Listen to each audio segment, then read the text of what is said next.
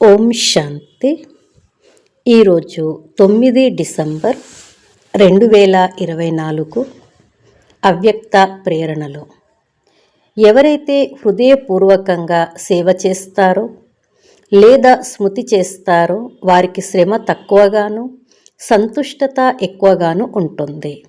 ఎవరైతే హృదయపూర్వకంగా స్నేహంతో స్మృతి చేయరో కేవలం జ్ఞానం ఆధారంగా బుద్ధి ఆధారంగా స్మృతి చేస్తారో మరియు సేవ చేస్తారో వారు ఎక్కువ శ్రమ చేయవలసి ఉంటుంది. సంతుష్టత తక్కువగా ఉంటుంది. సఫలత లభించినప్పటికీ మనస్సు యొక్క సంతుష్టత తక్కువగా ఉంటుంది. ఈ విధంగా ఆలోచిస్తూ ఉండండి.